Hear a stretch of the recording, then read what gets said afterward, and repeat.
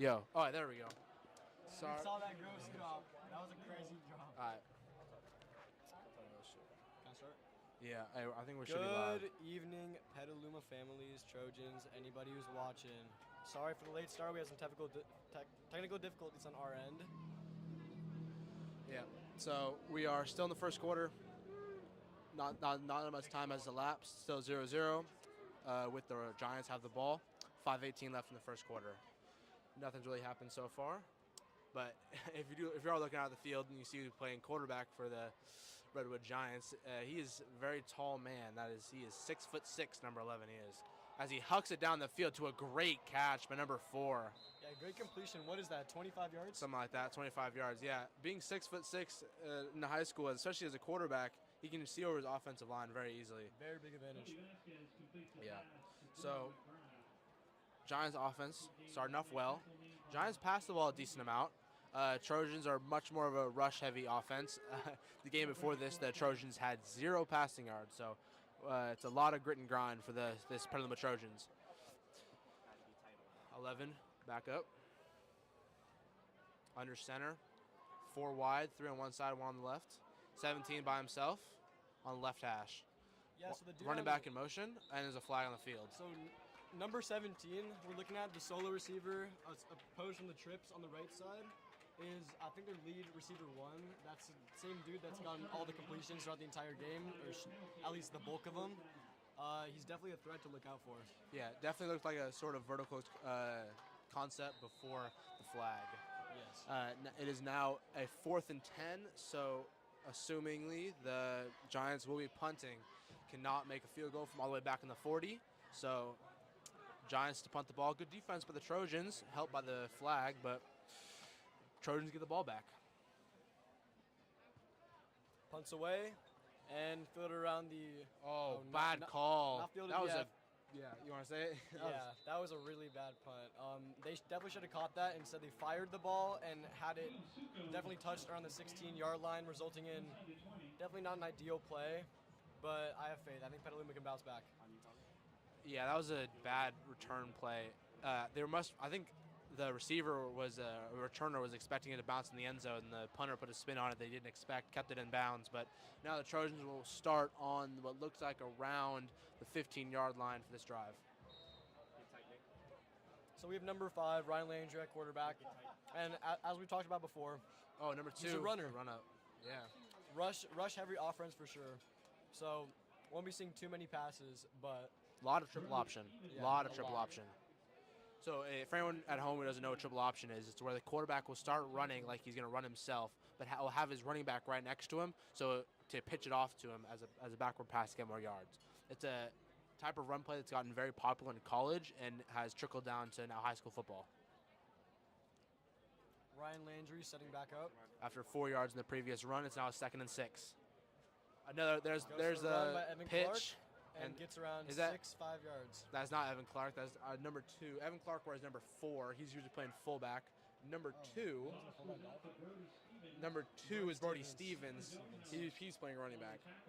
Yeah, number 4, Evan Clark is lined up with him in the backfield.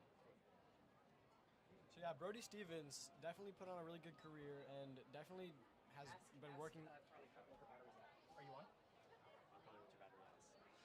Trojans with 3rd down. Stevens definitely working very hard this season. He's had around 17 carries, 6.6 average yards per carry, which I would say is pretty good for a high school running back. I mean, in a rush-heavy offense like this, you would expect something like this, but the bulk of the runs is by Evan Clark. So for Brody Stevens to be putting up those numbers by 4th, 5th game, I'd say it's pretty impressive. Yeah, and that's 2 juniors with this heavy rush attack as the Trojans get the first down on that run.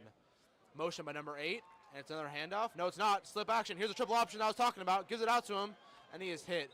Looks like a small game, but there's the triple option I was just talking about. Yeah, Luca, I mean, this triple options, this is one of the things that Petaluma football in general is just very known for. And carried along through tradition, through all the teams, whether that's varsity, JV, or even freshmen. Very, very, very versatile play, but it works.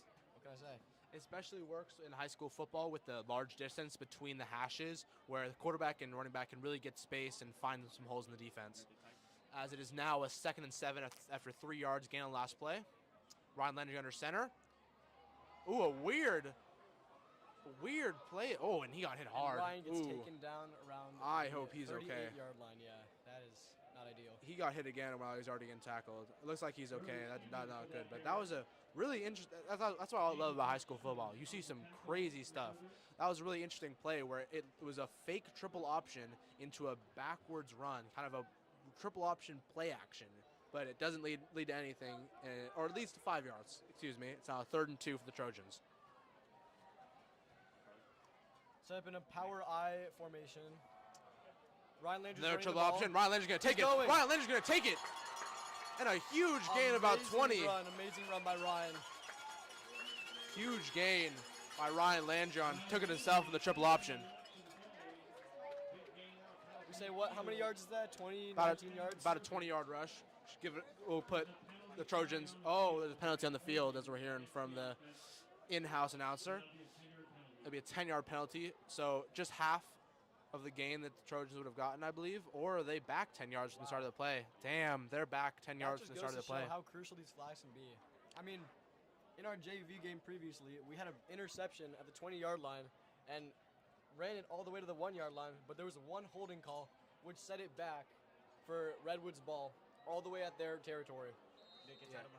It's with how scrappy high school football can be, limiting flags might as well be the most important thing, because it can just stall out drives so easily. As now, instead of a 3rd and what would have been probably 2, it is now a 3rd and 7 for the Trojans to try and get this first down.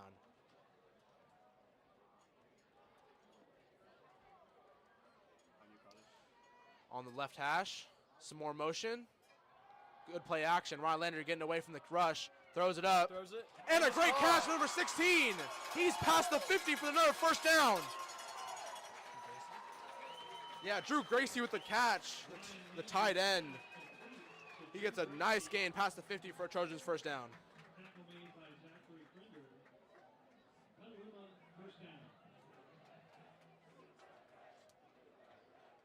Drew Gracie going into his senior year, 155 pounds, 6 foot tall, plays middle linebacker and receiver. And as we saw there, the versatile offense of having a receiver and middle linebacker goes to show how crucial that can really be. I'm really surprised he plays receiver. He's a big boy. He is very big. He definitely looked like he was running a tight end route. He was a center. He is a big boy. Yeah. But as the Redwood takes a timeout with 41 seconds left in the first, it's going to be a 1st and 10 for the Trojans. No scoring so far in this game. This is I don't want to say a surprise, because we're of course streaming for the Trojans, but Redwood is a much higher ranked team than the Trojans. To keep them nothing going to the end of the first quarter is really impressive for this Trojans defense.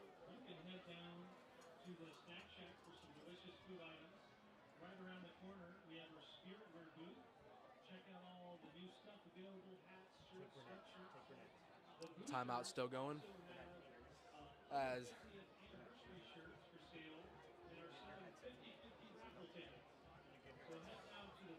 As we see some of the players, number 71, Mike Fullen. There's our Trojan varsity team. A lot of juniors this year. Senior class was a bit small for class 2025, so a lot of juniors on this varsity team. As the timeouts finally end, as they line up on the right hash, Ryan Landry under center. Evan Clark, the fullback on the field, lined up behind Evan Landry and gets the ball. Gets it. Good gain. Should be about 7. As we can see, very rush heavy, as we've been talking about, as clock's winding down, just past 25 seconds. A lot of motion as well, as Mario DeSau comes off the field, number 12.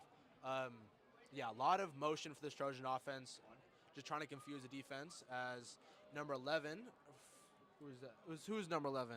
That would be Dylan Kerfurst, I think his last name, as another run. Looked like a fullback run, just giving it up to him, a few yards. Going to make a 3rd and short. As that will be the end of the first quarter. Trojans will get the ball back on around the 42-yard line, but we'll be going back the other way.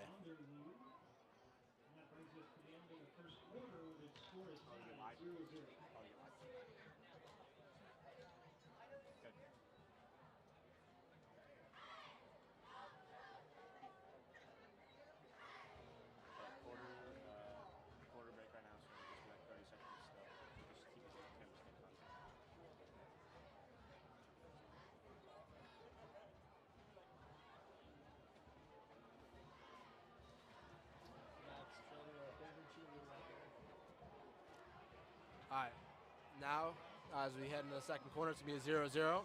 Of course, it's high school football, so we got 12 minutes on the clock for the second quarter as Trojans talk strategy. Ball is lined up on the 42-yard line. As I said before, Trojans now heading the other way as they head out to the field. Once again, Evan Clark back on the field. Looking as almost it might be another fullback dive. So back to back to back on that one. Or obviously it could be that triple read option that we were talking about all game with Ryan Landry. Back up on the right hash as, 3 in the backfield as they've had several times in this game. And once again, we got Drew Gracie, the big dude. And it's a good pitch, number 3. Ooh, good move. He breaks a tackle, number 3. And right there is Jonah Crichton. Jonah Crichton, 5'8", 165 pounds, and is going into his junior year. Yeah, Jonah Crichton. I see him, of course, in the hallways every day. He is a stocky man. He is very strong for being at 5'8". So, and he's very versatile. Again, breaking a few tackles there for a good gain. As it's another 1st and 10. He gets the first down. Wow, what is that? 3 guys behind the quarterback and then another tight end. This is obviously a run. Back to number 2. Brody Stevens again with the run to make it a 2nd and medium. Brody Stevens, the ball carrier. Timo Devon on the tackle. As we said before, very rush heavy for the Trojans. Not a single pass play so far in this drive. As a non-football thing exactly, what I realize is the contrast between black accessories and white accessories for the Trojans. It's been a big talking point as another handoff to Jonah Crichton. That's Jonah Crichton. Another play action into looks like a wide receiver screen or running back screen on the outside. That's the other versatile thing with the Trojans having several running backs. They can do a play action into a running back screen that will work really well for this Trojans offense. And Mario Tsao back on the field, subbing out number 11, Dylan Kerfurst. And I mean, who knows? They could be going for their very first throw or pass. I'm gonna roach you. That's probably not happening. There's another 3 in the back, 3 in the backfield. It's a play action. Like I said, deep ball to Mario. Did he? Barely missed. Hard. Great defense by number 4 of the Giants. Hey, what can I say? Felt it was gonna be a pass. Pass to Mario Tsao by Ryan Landry. Around 28-yard pass, and that was very close. He was just in double coverage. Unfortunate. Yeah, that was a good ball. Just Mario's very, very fast, but just didn't create enough separation. Yeah, and I mean double coverage in general is really hard to go through. I mean, he has the corner following him, and as well as the safety hunting him down. And I mean, those are just really hard contested balls that I wouldn't be too put out of the way if Mario couldn't reel that in. All right, number 2 in the backfield as number 2 gets a motion. It's a pitch to him, and he has a lot of space. Oh, I don't know about how he ran that. Yeah, ran by Brody Stevens there, number 2. He had the angle on the outside. Got scared by the linebacker who was staring him down. Didn't realize that he was about to have a block. That could have been a lot more yards, but it is going to make it a 3rd and 5 for the Trojans. We're definitely in field goal range with 10 minutes left in the second quarter. So, I mean, I wonder, do they kick the field goal here? What do you think? If it gets to 4th down, the Trojans, as you say, are a very traditional offense. Mm-hmm. If it gets to 4th down in this area, they're definitely kicking it. I'm not sure. We see a jump. Yep, and that's a jump on the defense. Seeing that from all the way up here. Yeah, so a very traditional offense for the Trojans, very run-heavy. I think unless it's a 4th and 1, they're taking this field goal. Of course, I'm not sure who the kicker is. We'll get that information soon. But my philosophy is you always trust your kicker no matter what. If you don't trust your kicker, that's a losing mindset, in my opinion. As the Trojans line up for a 1st and 10, as they got the first down on that last play. Another handoff to and the Giants have the ball. I have no idea what happened there. That's an interception. And no, it wasn't a pass. I think it was a strip fumble. Wow. And that is just taken all the way back to the end zone. That would be the first score for the Giants. I'm not really sure what happened there. So what we're looking at, we're looking at a strip return, fumble recovery from around the 20-yard line, and was just taken back 80 yards straight to the Redwoods end zone. And God, that is not ideal for Petaluma, I must say. That is one of the main things that you really don't want to see. But it's still the second quarter, beginning of second quarter, I may add. And, I mean, with that information, it's just touchdown. I think Petaluma can easily come back. Yeah, that was so. It looked like to be a handoff to Evan Clark, and he just ran into a pile of Giants defenders, and one of them got a hand on it and stripped out of his hands. So that's the one problem with the Trojan offense sometimes. It's a lot of inside runs, so stuff like that can happen where everything gets way too congested. Again, though, with the run-heavy offense, like we saw in that previous play, it definitely frees up the play action, but it just got to be a play where it's not one receiver running a go ball because that's going to be double covered 100% of the time. As the kick is up, and the kick is good. Wow. Very good, I must add. I mean, that is not only above the field goal post, but is over the shot put in our Petaluma Stadium, which means that's around, what will we say, a 30, 40-yard kick? That was straight through the middle. So, yeah, definitely Redwood will have confidence in their kicker as that guy has a leg on him. As the Trojans will now set up to receive the kick down 7-0 with 9:20 left in the second quarter.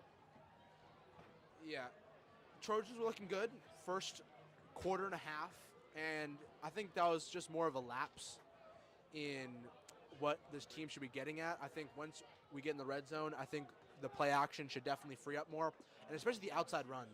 The inside run, I don't want to say I don't trust our offensive line, but this Giants defensive line is very tall, and our offensive line is very big. And you always say low man wins, but especially with their speed with our running backs and improvisedness, I don't know, or just the speed of our quarterback Ryan Landry. I definitely feel like outside runs and a triple option will work much better in the red zone.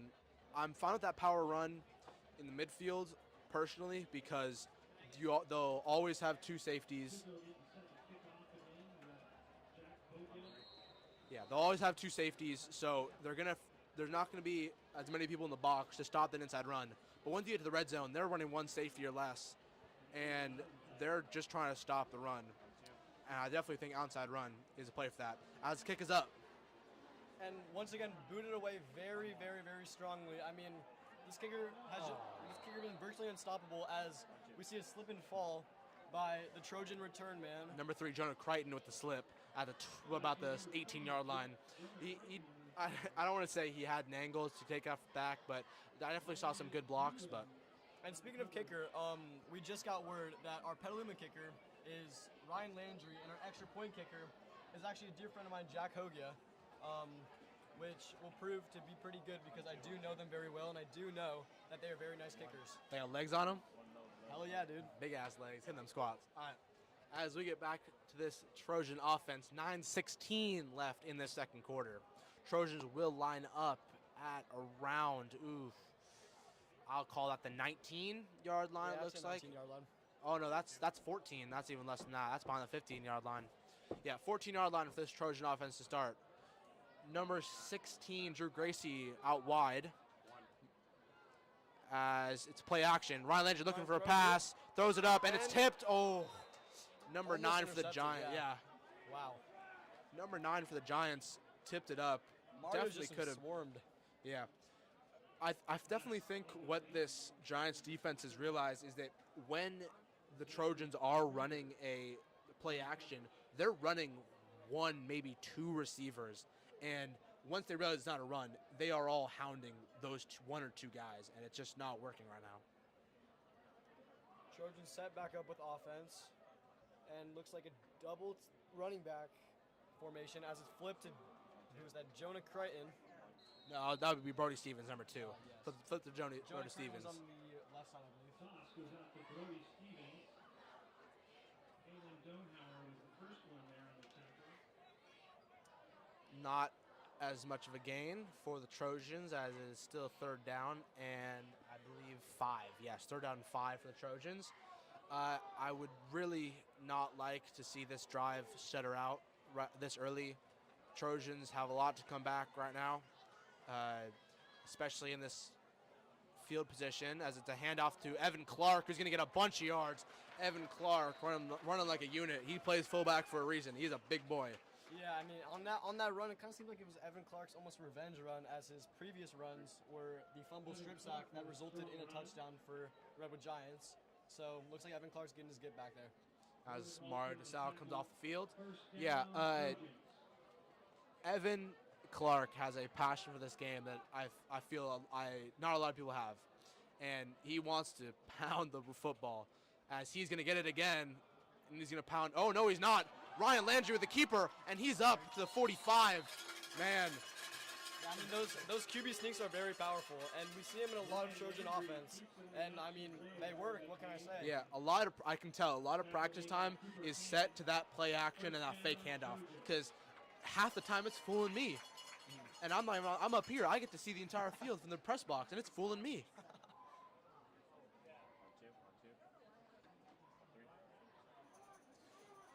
As another 3 in the backfield for the Trojans. Heavy set. Press coverage on the far side. Motion. Giving it back to Evan Clark. I bet you when Evan Clark got off that field after that strip fumble, he told his coach, give me the ball. Because that's three Evan Clark runs on this possession so far. Yeah, and I mean, another thing that these coaches have is trust in their players. I mean, if they did not have trust in their players, they wouldn't be giving Evan Clark as many reps as he's getting in the game right now. And that's a big thing that will help out the Trojan offense and defense, team in general. Yeah, I definitely think it's important in high school football to keep confidence, as Evan Clark's going to get it again. Oh, no, it's not. Flip to Jonah Crichton, and he's going to get a decent amount of yards. It'll hopefully be a first down for the Trojans. Yeah, that was just amazing triple work by the Trojans. Ryan Landry really selling not only the handoff, but then the fake screen pass to then give it off to Jonah Crichton to get some yards. Just amazing work, and you can tell it's practiced. The handoffs and the fake everything, it's practice. Yes. Looks like some almost roughing the passer like play on run pass. He had the ball with him. Oh. So that was another one of the read options, and Ryan Landry kept it and got tripped up seconds after doing the fake handoff. Mario DeSalle off the field, subbed in for Daniel Kerfist. I'm sorry if I'm saying that name wrong. We're going to go through a lot of names this evening as Trojans set up. Yeah, I'm looking at that Giants D-line. I see number 78. He is a large man, as it's a pitch to Brody Stevens, and he's made a good move. What a run. Brody Stevens finding the hole on the outside. And this is what I was saying before. The Trojans' offense running the ball is so much more effective when it's to the outside. Yeah, totally agree. And I mean, it's almost like every time that they run to the outside and there's not a single commotion or block or tackle at least, they almost get a first down each time. It's kind of crazy. And Yeah. I mean, it works. It works very well. The other reason for its effectiveness is the Trojans' desire to always line up the ball on the hashes. Going hash to hash football, as it's a short run, maybe a loss. The idea of playing hash to hash football is that you'll have the far side of the field on every single play. If you get tackled in the middle of the field, you start the play from where the ball is. If you're starting going hash from hash, you can get way more yards sideways to get guys going, get blocks out there, and get way more yards. As something thrown onto the field, looks like just a towel, yeah. player's towel. Someone didn't like it, too dirty. Oh, thrown just passed around in the Giants defense. It's like a hacky sack. So it is a 2nd and 10 with 5 minutes left in this second quarter, as the Trojans line up on the right hash. Ron Landry under center. A play action, throws it deep, looking for, that's roughing the no flag? No flag? That is a very controversial Oh no, take by he's the calling refs. it. Yes. Back ref called it. Yes. Thank God.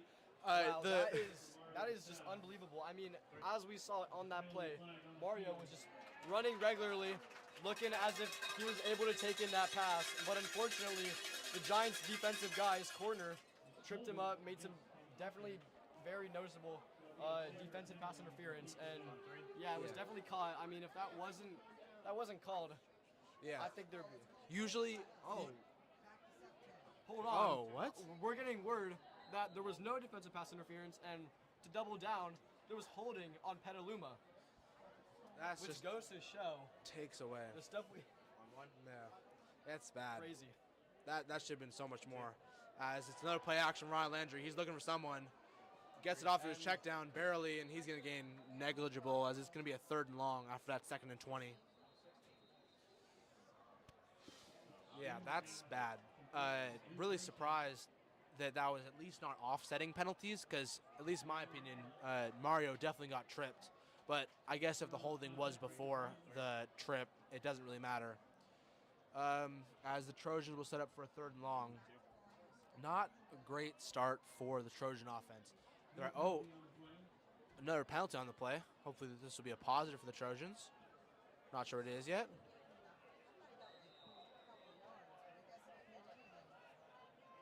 Ball is spotted at the 43. I guess this is a 2nd and 20.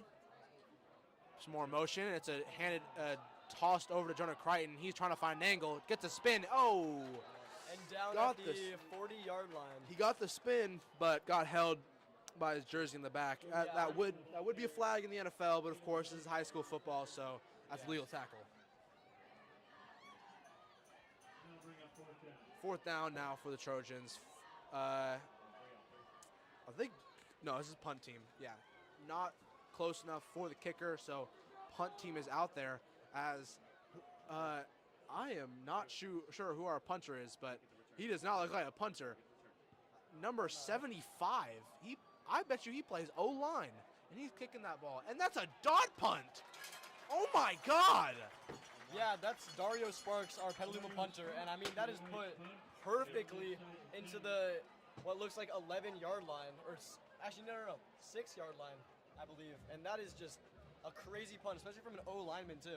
I have never seen a better punt in a high school football game. Yeah, especially from an O-lineman. That's insane. An that O-lineman dot punting? Yeah, that was placed perfectly. Exactly on the sidelines, away from where the Giants were able to maybe even return that punt very well. Just perfect. Yep. As the Giants will get set up out on the 6-yard line for a 1st and 10. Some motion, and they give it out to number 31, and he is stopped. Wow. Yeah, it looked like to be another one of those motion triple options, and they give it to the first option, the running back, and number 31, and he got wrapped up very quickly. That might even have lost of yards, as it's going to be a 2nd and long for the Giants. Yeah, and I mean, with this Giants, what do you call it, field of play, where they're snapping the ball from, they're in the end zone. They're at a very high risk of a safety. And I mean, at this point, what the Giants want to do is either run the ball or play very, very carefully as they're setting up. I do not think they're running the ball. They got 3 receivers wide. Oh, yeah. As the Giants will snap the ball from their own end zone. It is a handoff, though, and he's found a hole. The ball, like I said. He found the hole, and that's going to definitely shorten it up. Yeah. That was a 2nd and 18 on that play. It's probably going to be around 3rd and 10. Hopefully the Trojans can get a stop and force a punt to get the ball back as they're still down a score. She's going to spot you in the half, but you got to teach her everything. So sit and learn. I thought she was doing that. Nope, we're going to find someone else. Hey, Brody. Yeah.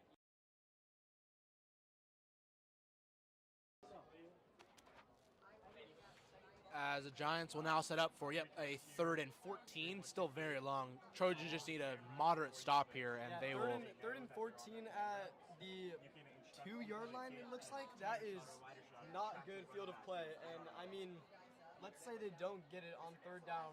They're going to have to punt it, and the Trojans are already going to have good, as it looks like they're going to pass it. Oh, quarterback might run it. He's looking for it. And he passes. And he drops it!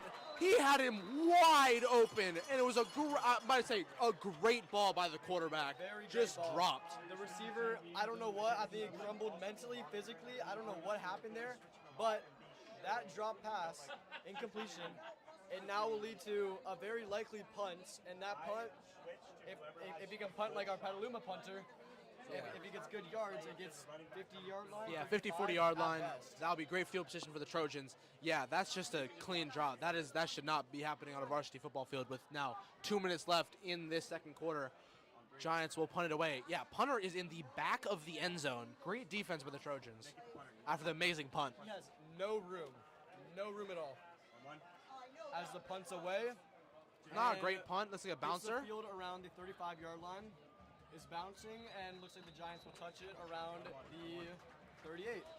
38-40, it looks like, for the Trojans will they'll start. And again, with this field position, they need to capitalize. They've had 2 decent drives stall out, and starting with this field position, this is a must-score moment to make sure the Giants cannot run away with this game.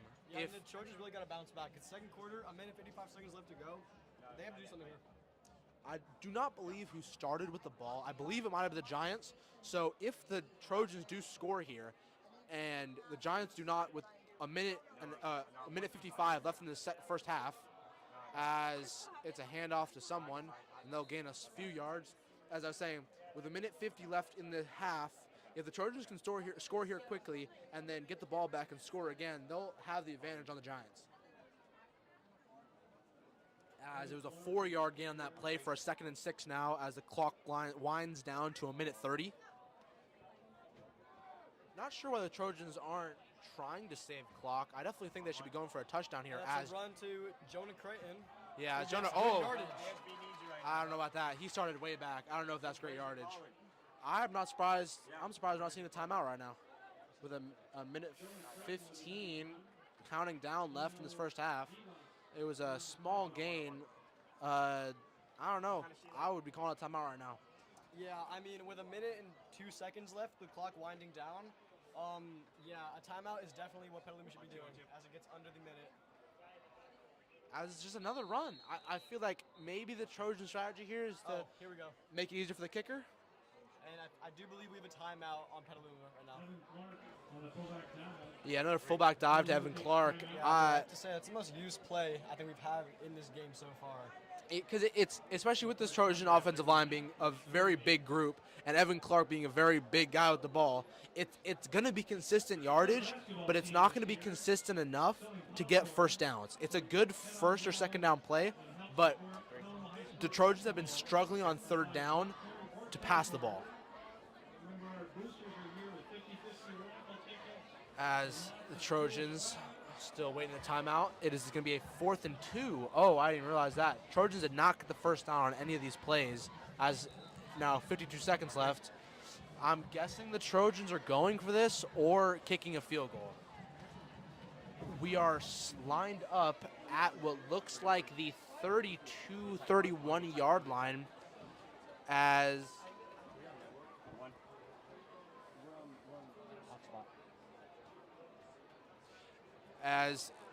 looks like the Trojans are going to go for this on 4th and 2. Whistle blows.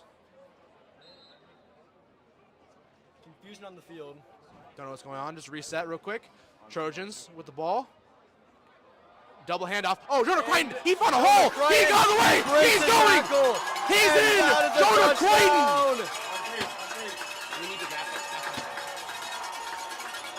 Jonah Creighton found the hole, broke a tackle, and gone to the end zone. What a run for the Trojans.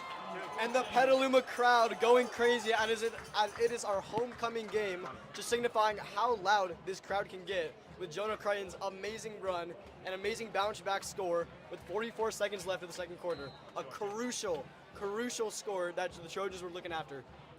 Now, I almost want to say, with as a guy who plays Madden a lot, that they scored too fast. Yeah. But I think with how this Trojan team has been struggling on offense, as they go for 2, it seems, and I don't think they're going to get it. But as I was saying, scored too fast, but I feel with the struggles of this Trojan offense, they'll take the score. Yeah, I mean, I would definitely take the score no matter what. But as Luca is saying, with 44 seconds left, that is enough time for the Giants offense to put together something that could be crucial. I mean, they could get a pass, they can get a big run in, they can get in a field goal range. And that is something that could bite us in the back. But overall, a score is a score, and a touchdown helps us out no matter what, which leads us back to almost even, with the score being 7-6. And the failed 2-pointer is going to add an interesting dynamic to this game, at least towards the end, as the Trojans will either have to outscore with a field goal or another touchdown to the Giants, or go for 2 somewhere down the line. I don't know if I agree with that decision, but you know what? I like the balls. With how conservative this Trojan team usually is, I like to see them go for 2. Yeah, and I mean, almost the confidence that we have from the coaches is something that could be very crucial and detrimental to the Trojan overall team, because if you don't have confidence as a coach, then you get nowhere. I mean, it's just something that the team really needs, and even though the 2-point conversion wasn't successful, it shows that the Trojans want to make a statement. It shows that they want to win. Yeah. Confidence is definitely key in a sport like football. The want for the ball. Everyone, at least at the skill position, should want the ball. If you don't have confidence, you don't want the ball, that's a bad thing. Going for the 2 shows everyone on the team that the coach has confidence in them to go score the ball. And Ryan Landry kicks it off, and it is going to be received at the 30-yard line, it looks like. Oh, and it's going to be a good return for the Giants. He keeps going. He's going to keep going all the way down past the 50 to around the 42, down to the 40-yard line. Great return.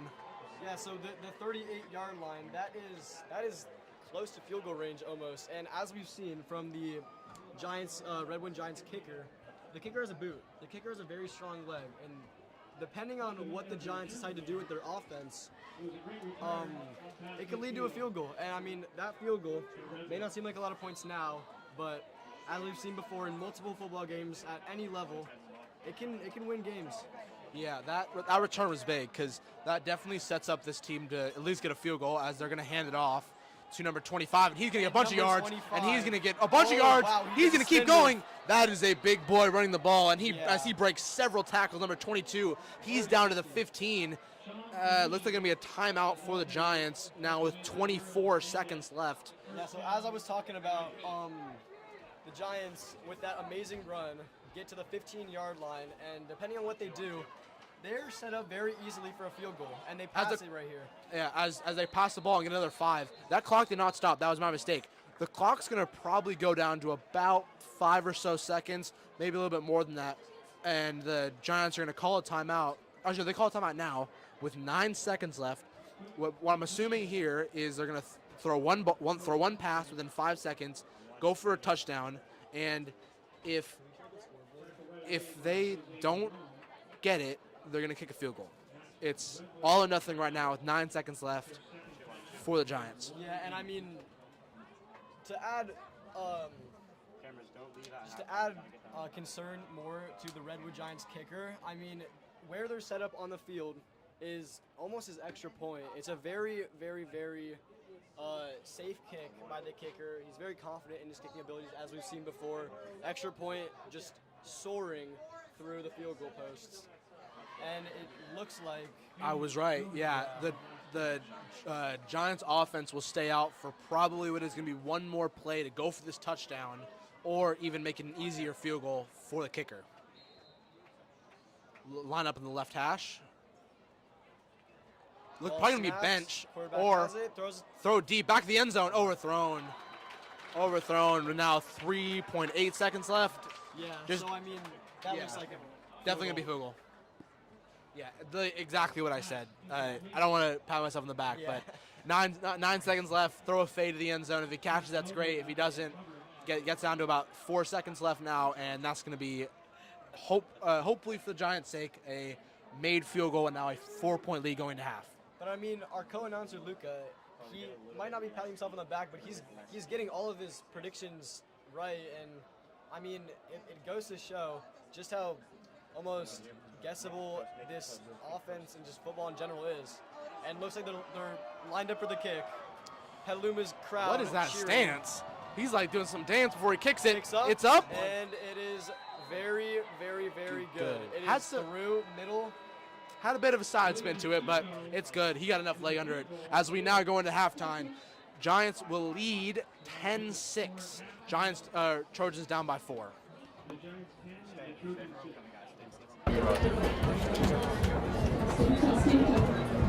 Stay for the homecoming. Tell people, hey, we got homecoming coming up. We're gonna be there. Tell them we're gonna be there for homecoming. Hold up that. Hey, we're gonna stay live for the homecoming presentation, or the homecoming royalty presentation. So. I'm going up. Okay.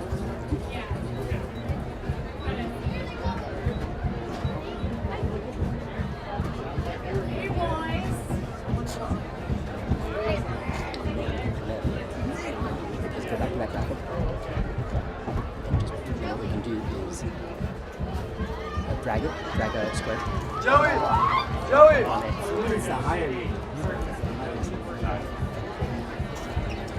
Yeah. Just wait. No, just wait. No.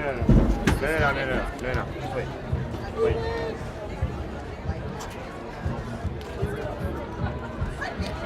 What happened? Just wait. We need to wait until after the candidates and stuff. I'll go grab us some more waters.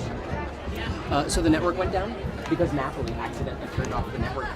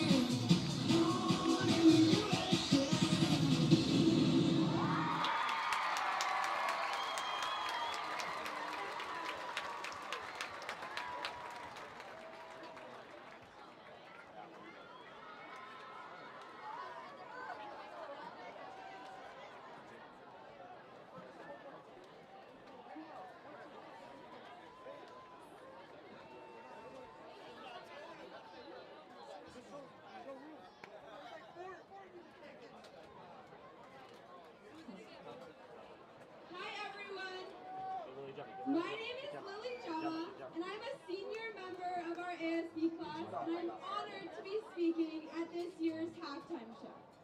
Now, before we crown homecoming court and float winners, it is time for Petaluma High School to say welcome home to all of our alumni that are joining us today. Can I have all PHS alumni stand and wave when your graduating year is called? If you graduated in the 1950s, please stand up and wave. 1960s, 1970s, 1980s, Our JV coach, 1990s,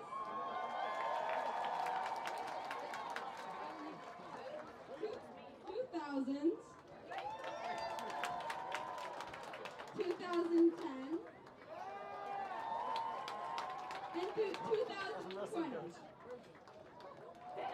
Can you please get one more round of applause for all of our alumni who came out today?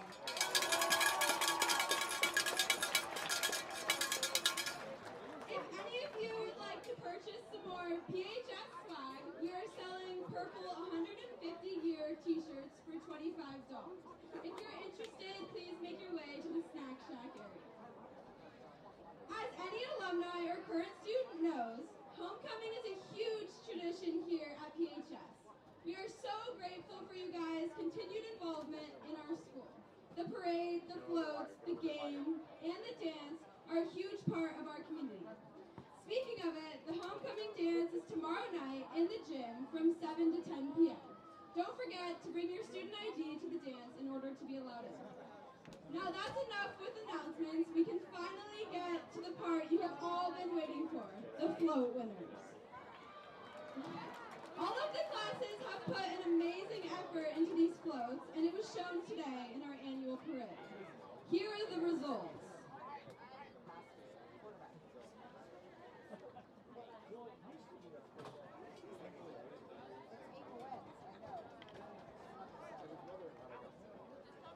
Okay, in third place, we have the seniors. In first place?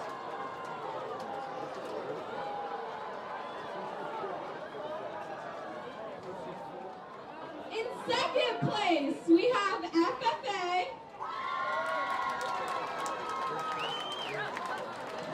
And now the big moment you've been waiting for. The winner of the Homecoming 2024 float is the Juniors!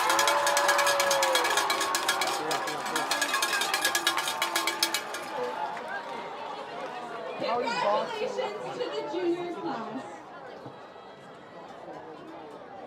Now we will recognize the homecoming royalty from the freshman, sophomore, and junior classes.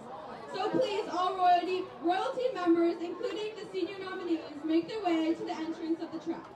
For the freshmen, sophomores, and juniors, join me by walking up the red carpet when your name is called, and then line up on the field on the white line. Now, before we announce the freshman, sophomore, and junior royalty, we have a special guest joining us today, Troy!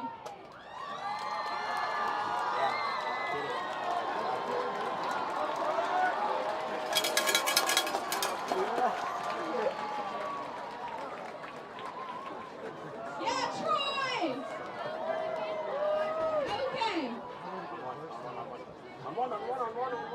Thank you, Troy. For this year's freshman homecoming royalty is Henry Hirschmugel, escorted by his friend Ryder Mural and Brody Webster.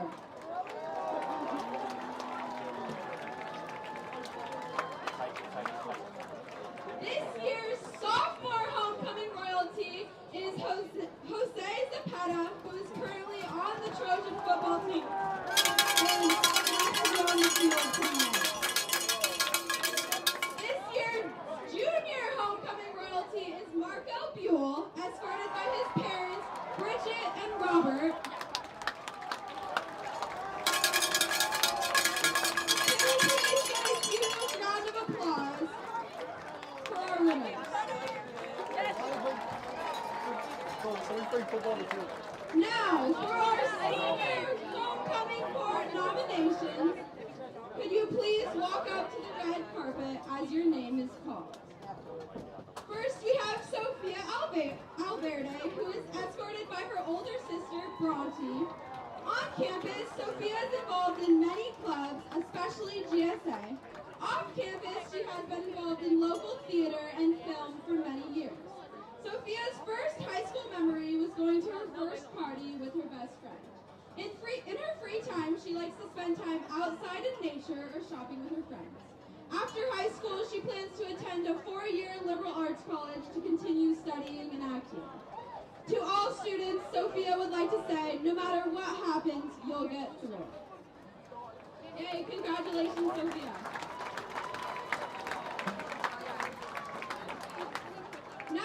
Cooper Ames, who is escorted by his mom, Heather, and his girlfriend, Cindy.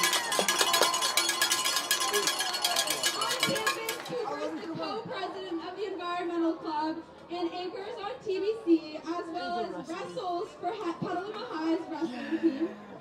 Cooper's favorite high school memory is getting second place at league in wrestling and making it to NCS his sophomore year. In his free time, he likes to hang out with his friends at the Phoenix Theater downtown Petaluma. After high school, he is planning on attending a 4-year college. And to his fellow students, Cooper would like to say, always have fun and live it up. Congratulations, Cooper. Next we have Addie Newman, who is being escorted by her dad, Scott Newman, and his girlfriend, Michelle Wilkinson.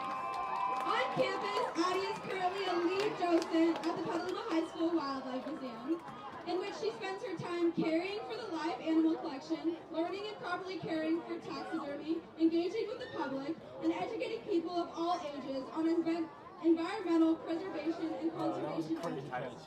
Addie is also the president of the Art of Noise Club and the vice president of the Environmental Club here at PHS. With both, she aims to make our school a more friendly and interesting place by exemplifying the importance of self-expression and love for our planet. Her favorite high school memory is the 2023-2024 lead docent trip to Lompoc with Mr. Takata, her classmates, and spending time with people she loves. Addie also has a lot of aspirations when it comes to what she's going to do after high school.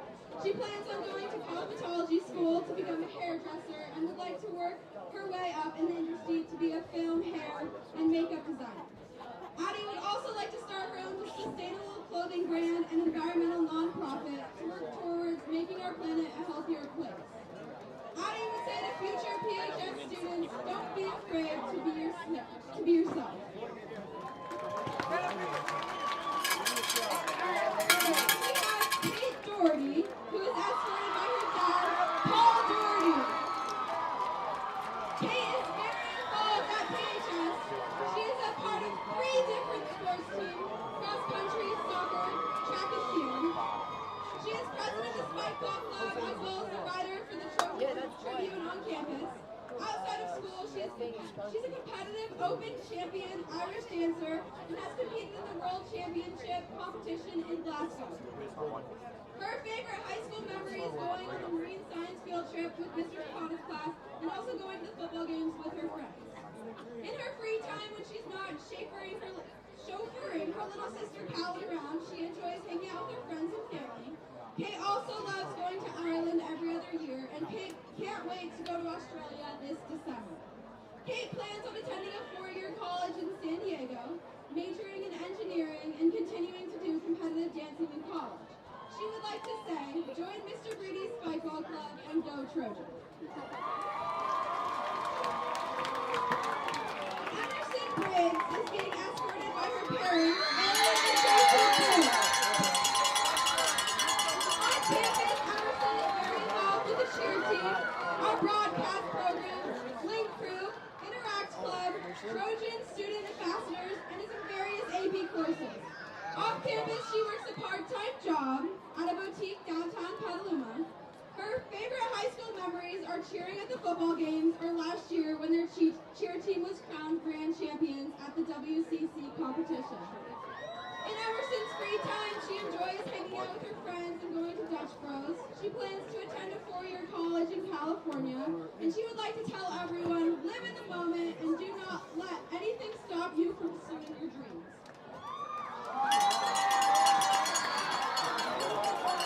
Next we have Ronnie Aguilar Lopez, escorted by her godparents Juan and Fidel. On campus, Yanni is in the marine science class and loves it.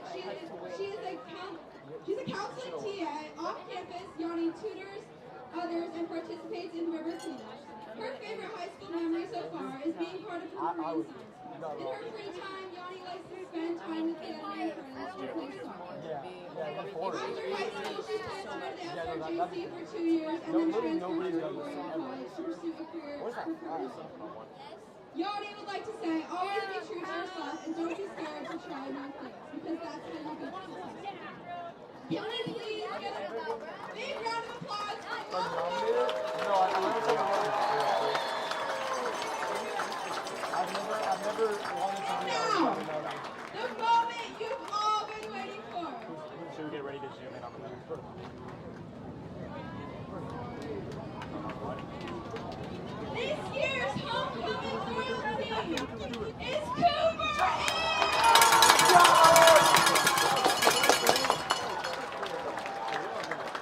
Congratulations,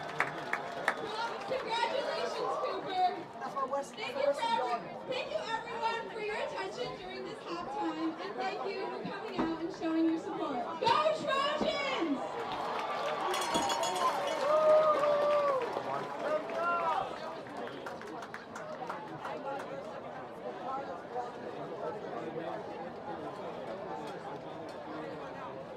Another announcement, there is a Ford car blocking a driveway to a private home. So if you own a Ford car with a license plate 8AVH807, please go move your car or it will be towed. So it's a Ford with license plate 8AVH807.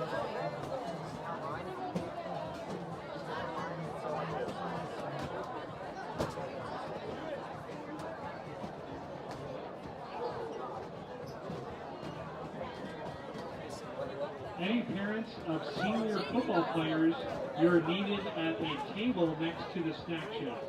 So all parents of senior football players, please report to the snack shack for an important announcement.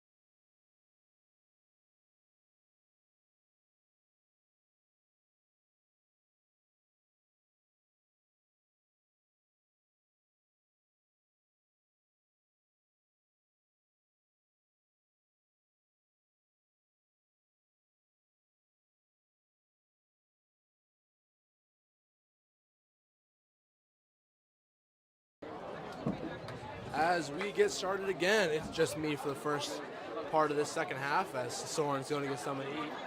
Again, my name is Luca Palermo. For any new listeners coming in, the score is 6-10 at the start of the third quarter.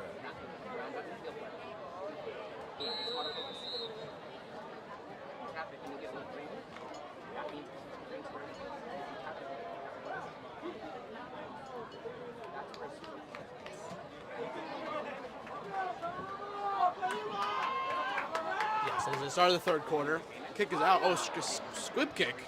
Decent squib kick, too. He picks up the 20, but he's got a lot of running room. Oh, God, he's got a lot of running room. Great tackle by number 5. Great tackle, number 5, the Trojans. Makes a stop. What could have been a touchback or touchdown return to start the half, but it looks like they're up to around the 38.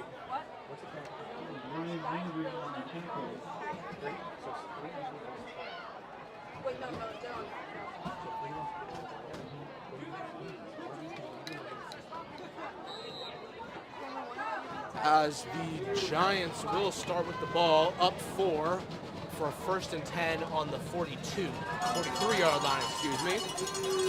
As handed off to number 22, and man, he is big and fast. Good gain, probably around a first down for the Giants. As, yeah, he is fast. He runs hard. If any of you watched any Chiefs football, he runs like Isaiah Pacheco. He runs hard. As that will only be 7 yards, as it'll be now a 2nd and 3 for the Giants.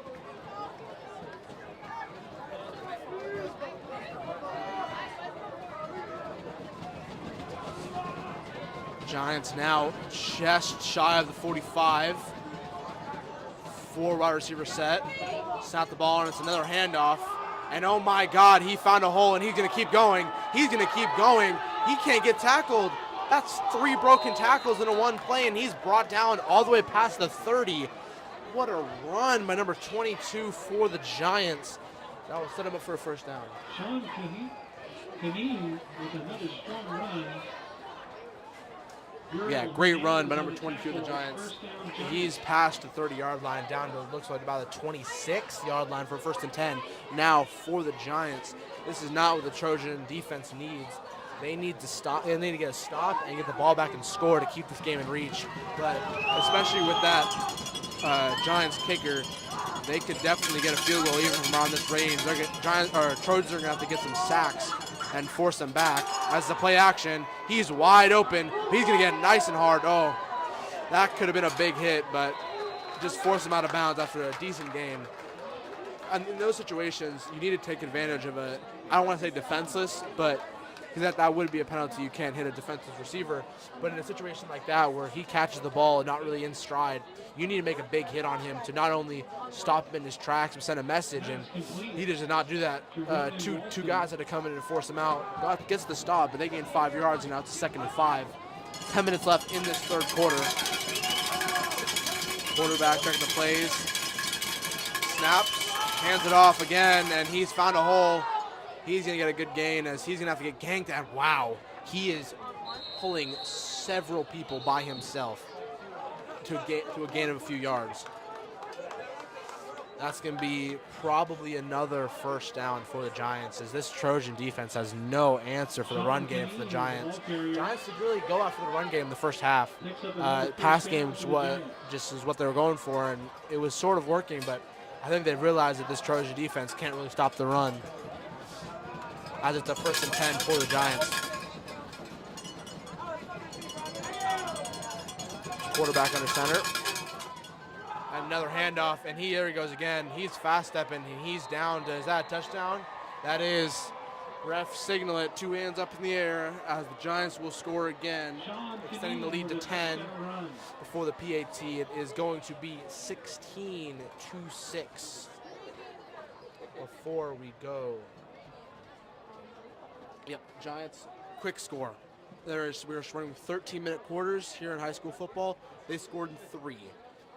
That is a very, very, very quick score for this Giants offense, and really from just their running back. Number 22 is having the game of his life right now. That's, I believe, his 2nd touchdown, and a lot of rushing yards. As number 24, the kicker, big leg, Should be nice and easy for him. Kick is up. Kick is good. Man, he booted that. He booted that far. That's into the track behind the field goal. That's an amazing kick. As that will now be 17-6 for the Giants. Game is kind of slipping away here for the Trojans. The field goal at the end of the first half is really hurting them now, and just piss poor defense on that possession. Just could not stop the run. It's one guy. Football is a very unique sport where you can have one guy carry your team. But if it's happening, something's going wrong on the other side of the ball. There is no reason he should be doing it. The Trojans have had a run-heavy offense throughout this game, and the Giants have done a great job to adjust to it and slowly stop it. But now the Giants have just started to run the ball, and it's working really well. As it's a really weird formation for the kick. I think, what kind of kick is this? They had, I'm not completely sure what they're doing there. I'm pretty sure they had a double kicker set as Mario DeSau gets the kickoff, and he's going to gain a very few. It's going to be 1st and 10 with 9 minutes left in the third quarter for the Trojans, down 17-6. Yeah, not a lot great to talk about for the Trojans. It's been a lot of run, first down, run, first down, run, first down, run, try to do a pass, don't get the first down, and then it's either a punt or and then it's a punt. You haven't had any field goals. As it's going to be another run to Evan Clark, number 4. He's going to force forward for, it looks like around 4 to 5 yards on first down. And I'm not against them running the ball on first down. Getting consistently 4 to 5 yards on first down is exactly what you need to do to be an effective offense. But the problem is on 2nd and 3rd down, they have an inability to pass the ball effectively and pass the ball efficiently, as the Trojans will set up again. Another handoff to Evan Clark as he's going to gain, looks to be another 3 to 4, and this is what I mean. That was a 2nd and 7, and it's now going to be a 3rd and 3. If they get this, that's good offense. It wastes clock. It does all that. It is a 3rd and 2. But if they don't, it's a punt. This drive is over. I don't understand the idea of doing this over and over and over again. As number 8 looks to be limping, as looks like he might have gotten it. It was a 3rd and 2, 3rd and short, and it looks like to have gotten the first down. But like I was saying, that was 30 seconds of football for 1 first down. The Giants, they're down. They need to score quick. The Giants scored a touchdown in 3 minutes. Taking 30 seconds off the clock for 10 yards is not what the Trojans need to be doing right now, as they're down by 11. But hey, it's what they're good at. They're going to stick to it as the toss goes to Jonah Crichton. He's trying to find the edge, and he is just slammed in the backfield. Looks like to be a loss of yards for Jonah Crichton. The safety came down and made a great play for the Giants. As, yeah, it's going to be now 2nd and long for the Trojans after the failed toss play on first down. Looks ref. Injured player on the field for the Trojans. That's not what we want to see. As it is an injury timeout. Looks like to be number 8. Yeah, as I said, he was limping before this. Gotta hope that guy's okay. Football is, of course, a game of injuries and a game of physicality, but you never want to see it. Yeah, as we have 7 minutes left in this third quarter. And as I'm saying that, my co-host Soren Rothbaum is back. Back at it again. Had some internal problems involving my stomach. Was pretty hungry. Had to take a stop at the Petaluma Snack Shack, which I recommend to all of you guys. Go check out if you ever come here. Great food at the Petaluma Snack Shack. As number 8 walks off the field himself. We love to see that. Yes, sir. Yeah, never want to see a guy get carted off or have to get carried off It's just the last thing you want to see, and that is number 8 Very for the unfortunate. Trojans. I'm trying to find out who that is. Meeting with Ann Truong, our Petaluma Health Director, and well, Athletics Director also, who when you meet Ann, I mean, you're injured, and they're taking a look at the black bench right now, which is where he will get inspected as big Ryan throw. drops a throw. And it's intercepted. Intercepted. We have a flag on the play. Field. Intercepted by number 4, the Giants. And, he made a good And move. I Great will return. have to admit, that interception was absolutely crazy. I mean, he fully played receiver. It does look like, though, that we have a Giant injured on the field as well, number 31. And just to go back to the injury play from the 4, number 8 is James Mullen, 5'9", 160 pounds. He was the one who was injured on that play. It looked like it would be a knee injury. But it does look like because this penalty, this interception will get called back and the Trojans will stay on offense. Yeah, that was a great play by the defensive back. I don't know if Mario had a step on him. He looked like he did. Maybe the ball was a little underthrown, but still, that's a DB with some great hands. Yeah, I mean, that play was something you'd see almost out of the NFL. That is just pristine. That is amazing. That was a great play. Yeah, and the ability to not only stay on your guy, because DB is the hardest position in football, but to then twist your body, get your eyes up, find the ball, and make a catch is truly an interception is one of the hardest things to do in sports. Especially on a deep ball like that, as we see we saw our earlier flag, and it does look like that interception wouldn't matter. What was that flag on again, Luca? I'm not sure what it was. Okay. But whoa! Looks like some unnecessary roughness as Brody Stevens is brought down. Yeah, definitely some unsportsmanlike conduct or unnecessary roughness. It won't get called. Yeah. But yeah. It will be a 2nd and long for the Trojans after a ineffective first down play as refs are whistling. Timeout. Officials timeout. Something's going on. We got other people in the press box also confused. We're getting word that it could be a possible chain gang problem, which means the people who move the first down markers and just move the chains on the field that connect the first down markers. So that could be the problem that we're facing right now as it's 2nd down. Yeah, it's high school football, so it's sort of common. These guys aren't professionals, as the ref says, play ball, as we are now going to start back up. 2nd and 9, a yard gain on that last play. Heavy run set again. Looks like the Trojans. Jonah Crichton in motion. Play action. He got to find someone. He throws it deep. Ryan Ledger throws it, and it is overthrown. I don't know if he had Brody Stevens all the way back there. It was kind of covered. He was running into a safety zone. Yeah, but that was a hard throw to make. Double coverage, very risky. Brody was on shot to catch the ball, but even if you are on track, it's still a big risk throwing into double coverage. I think what Ryan was trying to do there is he realized the double coverage and he realized that Brody Stevens was running into a safety's deep zone and tried to throw to his other shoulder. Brody couldn't keep his speed while switching his shoulders, and throw just was over his head. Yeah, it does look like that was what the result of that play was, as it brings up 3rd and 9. 3rd and 9 for the Trojans. Looks like finally it's going to be a regular pass as it's another one of those fake runs, and Brody Stevens, oh my God!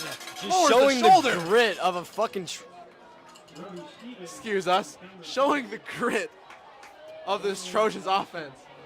That is a strong run for Brody Stevens, but he will not get the first down. It'll be a 4th and 1 with 5.5 minutes left in this 3rd quarter.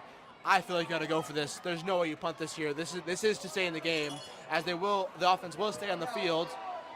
4th and 1, big play as it comes off. Oh no, and Evan Clark gets it off. Oh, what a stiff arm by Brody Stevens. Big 4th down conversion by Brody Stevens. Puts the ball at around the 28-yard line, and I must say, viewers, I am sorry for my language. Slip up on my part. That is my fault, but we will continue. Again, this Trojans read option into screen pass has worked so well this game.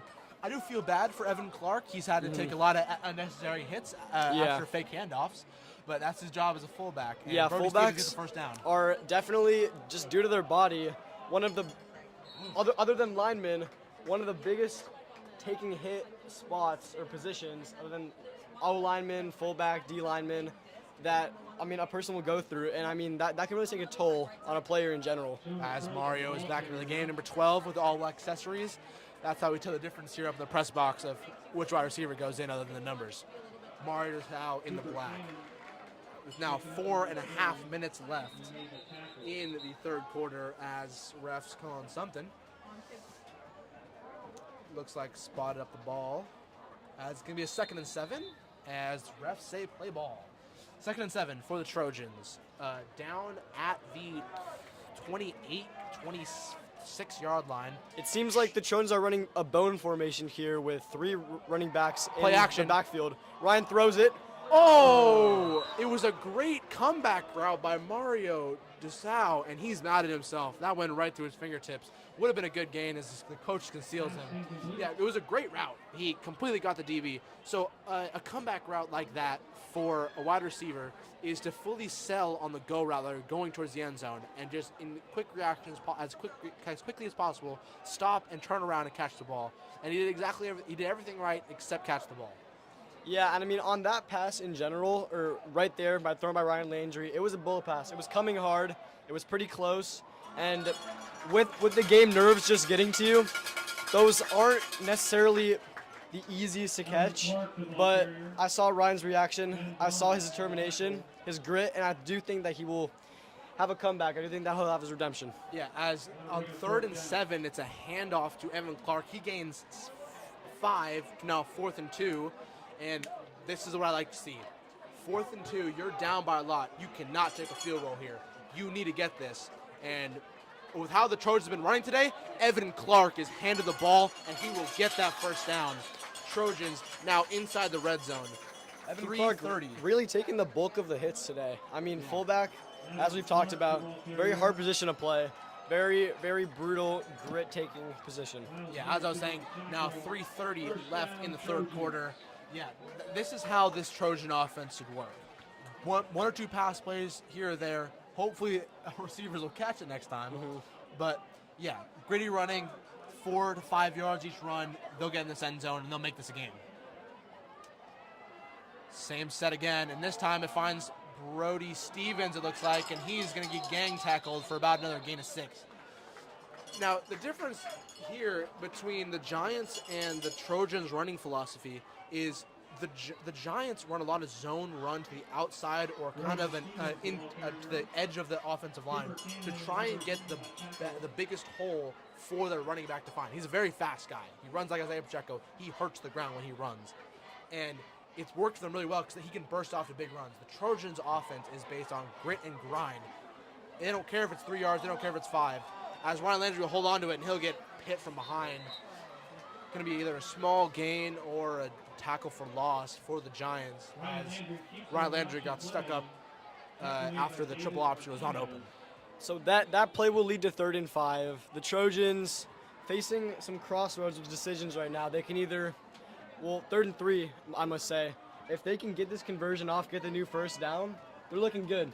But if they don't get this, it leads to a kick with our QB, who does also play kicker, Ryan Landry, to try and kick the ball. As they run the ball, and it's not going to be. They are not going to get that. No, that's the first time. That's the first time today that I've seen us not gain yards on that. Yeah, that is kind of crazy. That's the fullback dive that we've been relying on so hard, and due to that, unfortunate turn of events for that run, it might look as though they're going to kick a field goal. But it being 4th and 1. It does seem like the offense stays on the field and that they are going to go for the 4th down conversion. Even though it was held up, it was still a gain of 2 to put it at 4th and 1. And as I said, I like this aggressiveness. You need to score a touchdown. And it's a fake handoff. And he has it. Brody Stevens. He's going to the end zone. Brody Stevens makes this game close as it's going to take the lead down from 11, down to 5 as the Trojans will, I'm guessing, go for 2 here to cut it to a field goal. The Trojans' rushing game really goes to show how strong it is. I mean, 2 touchdowns by running backs, almost all of the yards by running backs. Brody Stevens, Jonah Crichton, the 2 ball carriers, other than Evan Clark, who's the fullback, just goes to putting on a show for the Trojans' run game. And I must say, when I saw Brody Stevens run just now, I did see a little bit of unsportsmanlike conduct by the Giants, a little bit of saltiness as Brody Stevens enters the end zone and a player pushes him, but Brody Stevens has a quick witty snapback. They're not going to call it. Yeah. Thankfully, unlike the NFL, we can let stuff slide. Yeah, I mean, it is high school football. Oh, design quarterback run. What a smart play. Ryan Landry. Ryan Landry made the great play to get the 2-point as they'll put this to a 3-point game. And this is 100% a winnable game now for the Trojans, cutting the lead down to 3. So, yeah, amazing design quarterback run. They've been running a fullback dive out of that set, or no, sorry, excuse me, not a fullback dive, a triple option out of that set the entire game where the quarterback will run out to the outside. So seeing that set, all the linebackers had already shifted over to try and stop him from getting to the edge. Ryan Landry just snapped the ball and took it before anyone could notice. I mean, those are some plays where not only do you not expect it, but you don't expect it to work. And that could be what the Petaluma offense, especially rushing-wise, is utilizing. I mean, they're doing great in that sense of the game, as the score goes from 17 to 14 with the Trojans touchdown plus 2-point conversion. Only a 3-point game. Yep, as the Trojans will kick off from the 40-yard line with a minute 26 left in this third quarter. This was looking like it was looking like this game was going to run away from the Trojans. Yeah. As the score went up to 17-6, but a really, really good drive by the Trojans, and it's a squib kick, and he muffs it, but he's going to get decent yards. And oh, come on, he's going to try and take an angle. Someone make a tackle as he's down past the 50. That's another weakness for this Trojan offense. Special teams has not been good today. Yeah. But the one special teams thing that we can look on is the punter. I mean, Dario Sparks. I mean, what a punter. An O lineman making dot punts like that, I mean, that's crazy. And that's the one thing that we can highlight in the Trojan special teams. If you're just joining us now, in the second quarter, our offensive guard, Dario Sparks, playing punter, punted it from about the 45-yard line, and with an absolute dot punt, set the Giants up the 6-yard line. That's what we're referencing, as the Giants will now start their drive. Minute 17 left, and it's a wide receiver screen. Stiff arm to the ground, does a front flip on the defensive back, and that is an electric play. That's good defense for the Trojans. If you didn't see the drive before this, it was a lot of run game from the Giants, and it was very, very, very effective. As now under a minute left in the third quarter, the Giants' offense right now is very hard to defend. As in the first half, they were mainly through the air and were not amazing, but proficient at it. And at the start of the second half, they ran the ball amazingly. Really, anything is open for this Giants offense. As it is a handoff, and he's going to break a tackle, and he's going to find a lane, and he's going to go, and he's fast. Wow. He's just gone. Blazing speed there. Wow. And that's amazing. Yeah. Wow. That's speed. Wow. Clock winding down with about 20 seconds left, and the Giants come with a touchdown. Blazing speed as they're celebrating outside of the end zone. He just continued to run, and the Petaluma crowd, per usual, per loyalty, is booing. Yeah, that's what I mean. A design zone run. I don't believe it was a design counter, but the running back turned into it. He took one step in the direction he was supposed to, realized a gap was forming to the right of him, and he just took it. And he's, in my opinion, the fastest guy on either teams today. And he just left. For sure. As the kicker on the Redwood Giants sets up, and this is the same kicker we've been talking about all game. This kicker's been very good, and we'll see big leg his kick. And it's up. And that is just good. Put That's through long. Amazing. I mean, you probably can't see in the cameras we have on, but little elementary school kid in the background caught the kick. That was good to flying. See that went flying. And that Redwood kicker, I mean, he's made, 3 for 3 on extra points. He's made a field goal. All of it down the middle, up through, soaring through the field goal posts. Only one has looked slightly off, and it was a like a spinner that looked a little weird, but Yeah. still went right down the middle. Yeah. As the score goes from 17 to 14 to 24 to 14, Redwood Giants lead. And that's what I mean. Trojans took an entire quarter to score. Or sorry, so I'll give you like three quarters of a quarter to score. The Giants did it in 50 seconds. Like you cannot win a game playing like that. Yeah. So it's defense for the Trojans has been the problem all year. The scoring as last week they lost the game 40 to 48. Giving up 48 points is unacceptable as the Giants have their very weird kicking formation again with a fake kicker as well as a real one. And that is just booted into the air. And Yeah. as caught around the 8-yard line as Mario the DeSalle, returner. he finds an angle. Oh, he's taken down. Oh yeah, he wants a call there as he was hit after he was taken down. Taken down around the 30-yard line. That'd be Aiden Loud with the return, not Mario DeSalle. My apologies. Trojans offense sets the line up, discussing their play routine, strategy, personnel. 13 seconds left in this third quarter. This will probably be the last play of this quarter, as we know the Trojans take a long time to get other plays across. Down by 10. This is a must-score, must-touchdown situation. It's a 10-point game. It's a 2-score game.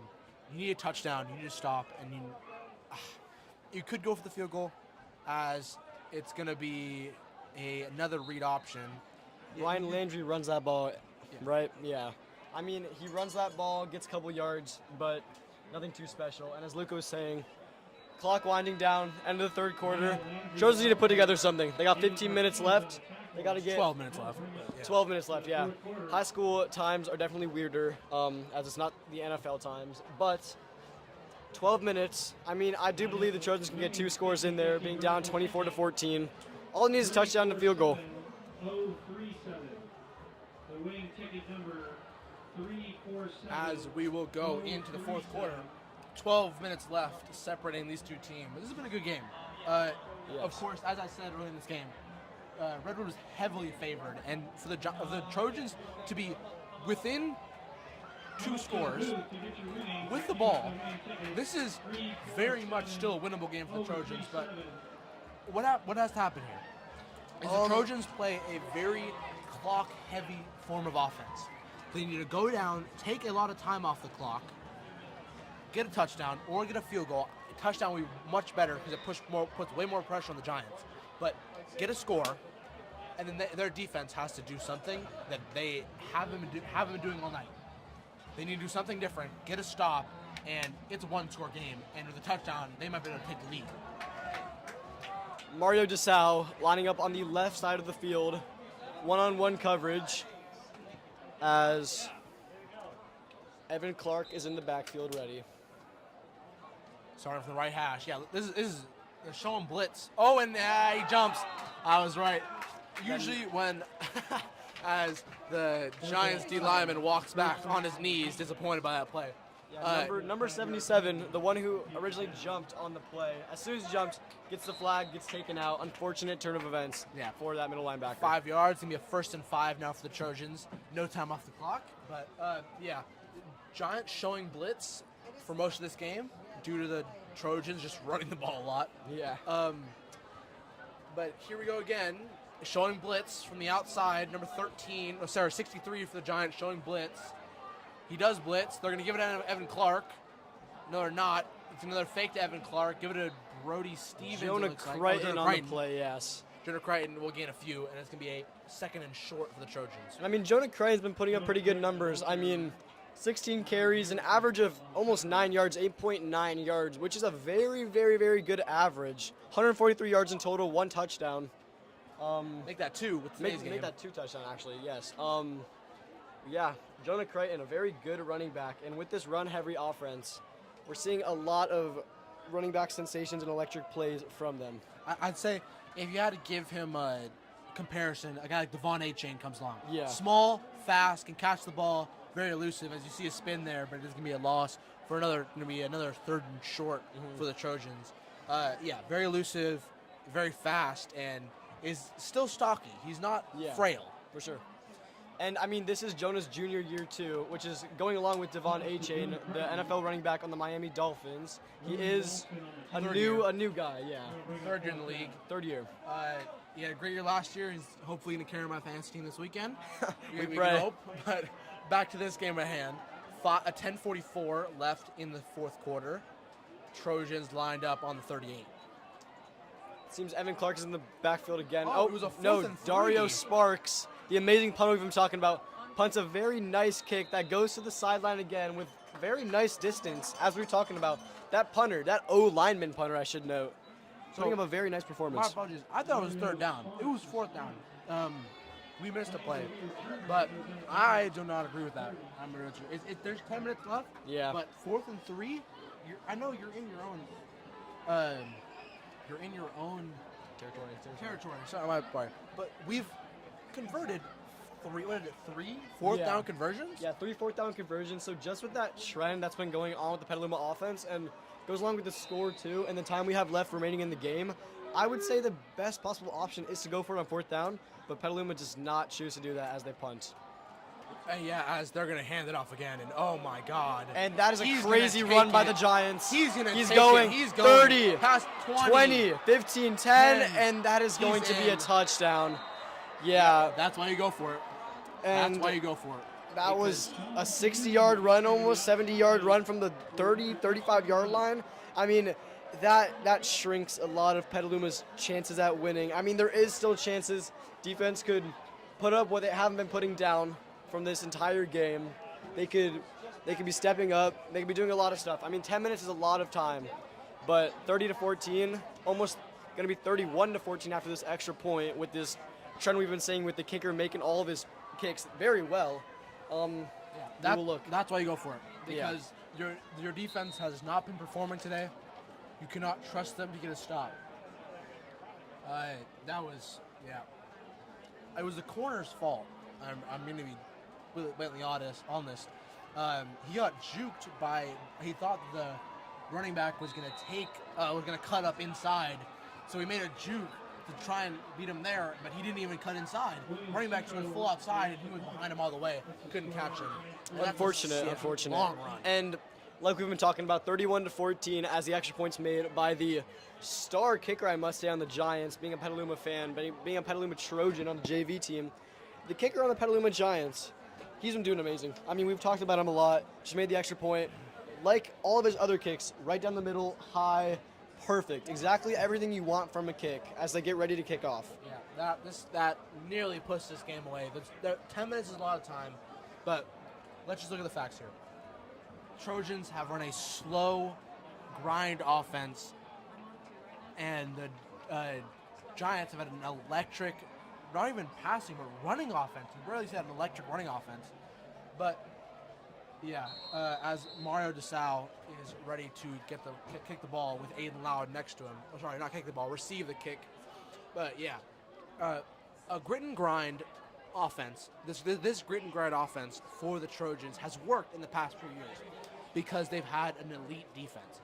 To win in grit and grind, you need to make sure that you do not let them score quick. The whole point of a grit and grind offense is to score after a long time, as Mario DeSalle gets a good return up to the 30-25. The whole point is to not give your opponent enough time to score. A grit and grind offense will never work when that can happen. Yeah. When a 60-yard run can just happen on the first play of a drive. Yeah, and that's what Petaluma's defense has not been following through with this entire game. They really need to step up their defense, which is unfortunate. Oh, as Mario DeSalle comes off the field limping. He's a good friend of mine. Looks like a calf injury.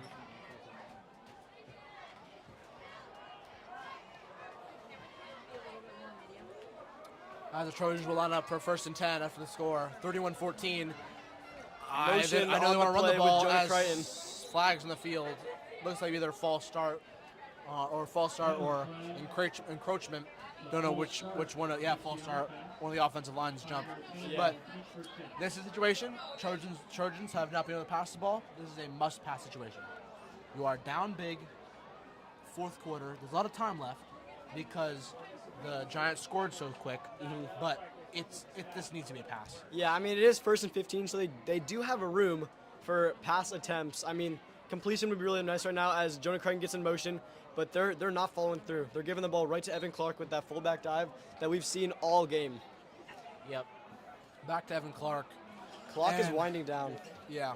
It's not been great for the Trojans in this offense, but I definitely feel that if they can pass the ball effectively, and I think they can, they've run the ball so much that the Giants are setting up in running sets every single play.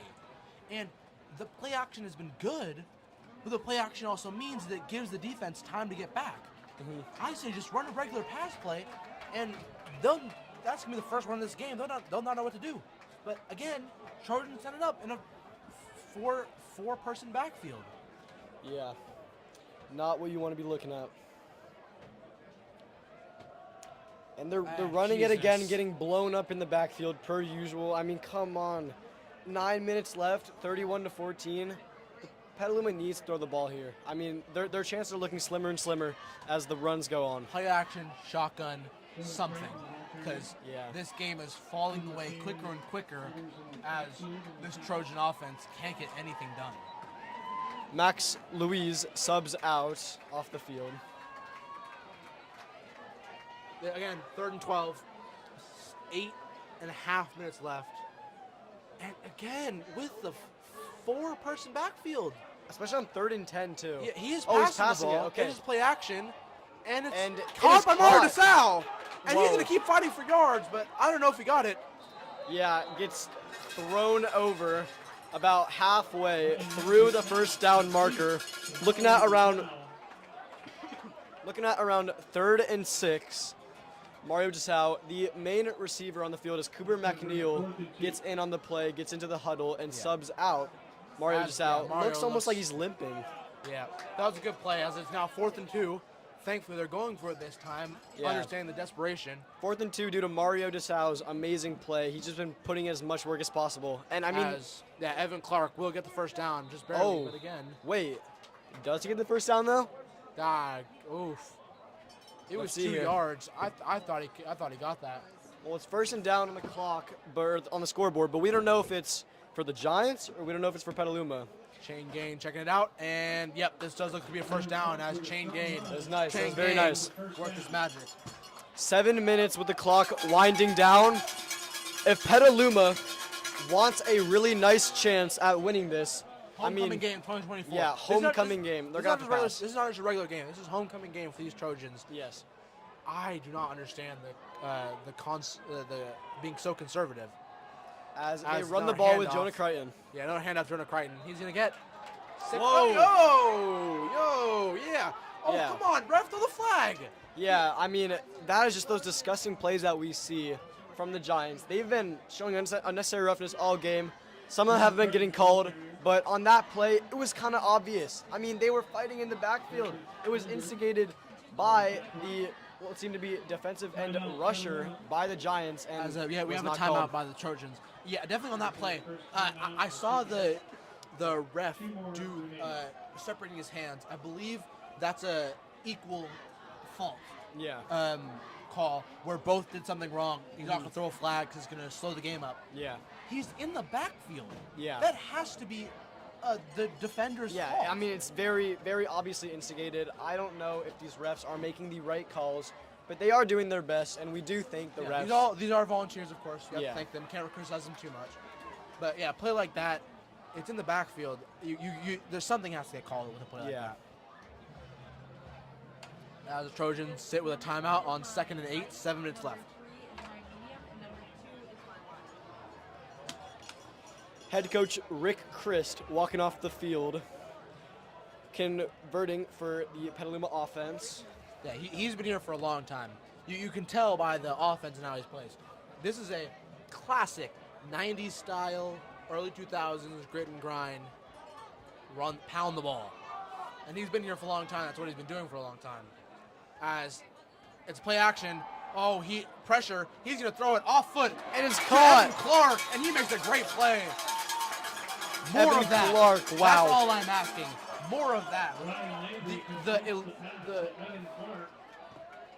The run play of the Trojans has been so effective over and over again that was the first time that the play action has worked and worked well. Evan Clark caught it, got a good amount of gain. I don't know if he stepped out earlier, he got really close to it, but a really good gain. Please, just more of that. Yeah, and I mean Evan Clark can bring a lot of really necessary conversions that our team needs, but it does look like on the sideline I am seeing Evan Clark almost looking very banged up from all the hits that have been racking up all game. He's been hit more than anyone. As it's a handoff number 6, he'll get a few. Yeah. More of that, more play action, please. That's all we need. As my co-host Will just walk away for a second to sneeze, not trying to get any germs through the microphones. As will be a 2nd and 5 for the Trojans. 6:40 left in the fourth quarter. 31-14. Please. I don't know if I've ever begged as an announcer, but I'm begging now. Yeah. Play action, please. As it's it's a handoff to Jonah Crichton, and he's gonna gain decent yards.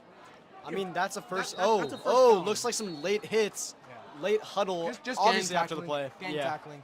But I would accept that. Yeah. If this was second quarter, I was accepting it. When Yeah. it was second quarter, we were down by 7. It is the fourth quarter. We're about to get about to halfway through this fourth quarter, and the Trojans have punted, given up a touchdown in 5 seconds, and then there's another injury on the field. Hold on now. There seems to be an injured player in the field, not moving, kind of in like a almost relaxed state. And it is Number Jonah 3, Crichton. He scored the first of the 2 Trojan touchdowns earlier today on a nice 30-yard run. Hate to see him down. Almost looks like it'd be a leg injury because with his form of stance, his limping, his relaxed position on the field, just being down, not being able to move, unfortunate, very unfortunate. He does walk off. We'd love to see that. Glad to know it wasn't that bad. I believe earlier in this game, another Trojan had a similar experience, walk off the field. He came back. Hopefully we can see Jonah Crichton back on the field later in this game. As the Trojans will line up for a 3rd and 1. And again, we know what's going to happen. Everyone, not only on the field, not only on the sidelines, not only in the stands, but even in this press box, knows exactly what they are going to do. They're going to pound the rock with 6 minutes left in this fourth quarter. And if it works or not, we're still down 16. Yeah, unfortunate. Number 6. We really got to start picking up the slack here. Uriel Hernandez, he's going to get the first down. But again, I'm a broken record right now. Pass the ball. Uriel Hernandez. We're playing like we don't want to win. And I get it. It's high school football. This doesn't mean a lot. First down, But Trojan. if you're not playing to win, why are we here? Exactly. Yeah, I mean, Trojans 1st and 10 on about the 35 and motion, and it's read option. Jonah Crichton is going to keep it. blown up in the backfield again. Yeah, Ryan Landry, apologies, is gonna keep it, and TFL for the Giants. Yeah. 2nd and long for the Trojans. Yep, that's what I'm saying. Speaking of Jonah Crichton, seems to be almost better. He's walking on the sideline, looking a little better, I must say. Hopefully he might be able to get back into this game, but with 5 minutes left, down 16, I don't know what we can do. Yeah, this again. Why? I'm begging up here. Get into a passing set. As they're gonna hand it off again. It's Uriel Hernandez, and he's gonna get a decent gain. But this isn't the second quarter. This is the fourth quarter with 4 minutes left. What are we doing? As it gets down to about the 30-yard line, or just before 32, apologies, with 4.5 minutes left, just this play. This play itself had to take 30 seconds off the clock. Unfortunate. As we look to 3rd and 4.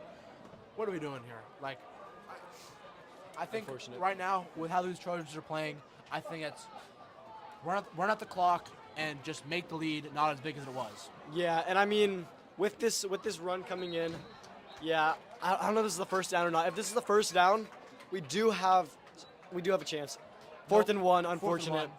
And again, they're gonna run it. Fourth Yeah. and one. What do you think they're gonna do? Yeah, They're I gonna mean, run it. I would either take a timeout right now, rethink your options, reevaluate with your coaches, your offensive coordinators, and just rethink what they're doing. I mean, it is led by coaches, people in their profession. They kind of know what they're doing. I mean, no, they know what they're doing. They could be leading up to something. I'm not too sure, but we all we can do is put our faith. Yeah, I definitely think this Trojans philosophy, in my personal opinion, is flawed. Of course, we're not amazing. Yeah. We're not the best team in the league, but I would like to see us fight for wins. Exactly. This idea of laying down, like, we are making a slow, methodical drive down the field with the clock winding down in the fourth, down by 16. Oh, that is a sentence. 17 actually, which is kind of 17. which is actually very, very, very slims our chances, because when you get 16 points, all that is 2 touchdowns, and two two-point conversions, which It keeps I mean it still a is two-possession hard. game. But 17 points, that puts it out of reach, and that makes a 3-score game with 3 minutes left. Not looking good. Yeah. Looks like the Trojans have, I don't want to say given up, but they're going to try and score another touchdown. It's A run to number 25. He's going to gain a good amount. Number 25, Aiden Loudon, with the pitch. He's going to gain a good amount. It's going to be a first down for the Trojans. More of that. I don't know. Maybe a bit less of the 4-yard, 3-4-yard runs, and a bit more of that. We might be scoring a bit more. But yeah, clock's running. 3:40 left in the game. This has been a good game. The Redwood is a highly touted program, and they've played like it today. The Trojans, I feel like, need to start playing like that. As it's another run to Aiden Loudon. He'll get another few yards. Now it'll be a second and medium. But if you didn't know, Trojans are celebrating 150 years as a school here in the town of Petaluma. We need to have a better philosophy for after 100 years, in my opinion. And I mean, this run offense has been the traditional Petaluma thing, and Petaluma personnel, I should say, for offense. And maybe it's worked back in the day. I mean, the school's been going for 150 years, but I don't know if this is exactly the right thing to be doing right now in our modern era. With, I mean, the advancements of just how football is in general, all of the new rules, the flags, the just play concepts that have been developed over the years. I mean, we're looking at Everything's leaning towards throw the ball. Yeah. Not even throw the ball deep. Just throw the ball. Screen passes. Yeah, screen drag passes are routes, big. slant routes, out routes, zig routes. Getting guys open in space. And I think that's one thing that I think this Trojans offense could do very well, as it's a pitch to, oh my God. Brody Stevens gets that pitch, and yeah, once again, it's hit hard, making it 3rd and 5. But just like in a situation like that, instead of running a pitch where the guy has to run all the way out there and the defense has a chance to shift, run a wide receiver screen, run a jailbreak screen, run an out route where he can get that before the defense is even set. Yeah. And now he has so much more room to run instead of now being a 4th and 5. Yeah, and matter of fact, I don't think I can recall a single time where Petaluma's offense had 4 receivers out, aka quads, or even trips, having 3 receivers out on the field at once. As Ryan Landry is going to hold the ball, it's going to be a triple option. Oh, and I don't think he's going to get it. That's going to be a turnover for the Trojans. Yeah, that was mishandled. There was 2 Trojans. One was supposed to be a blocker and didn't block because there was 4 Giants defenders out there. And it's going to be a turnover on down to the Trojans. Showing the belly. Leaning over and showing the belly for the Trojans.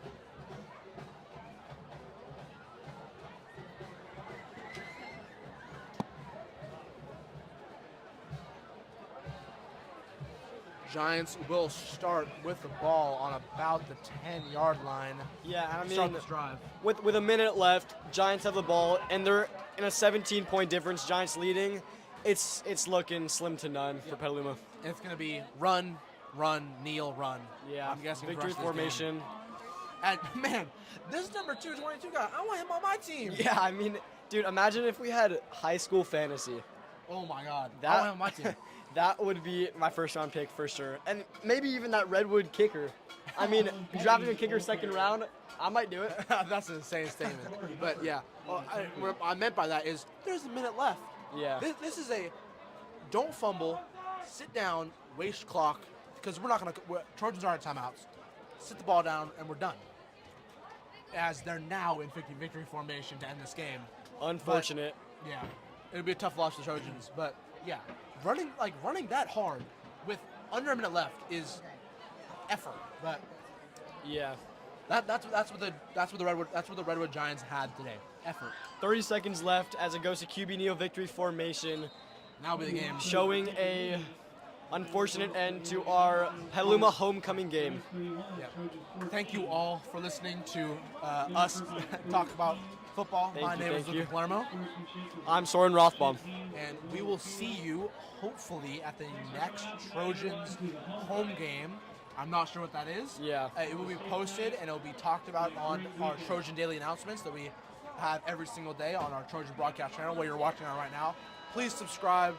Please watch as much as you can because it helps us to grow bigger and it helps us in our goal to be the best broadcasting class in the entire nation. Thank you very much, and we'll see you next home game. Bye, guys.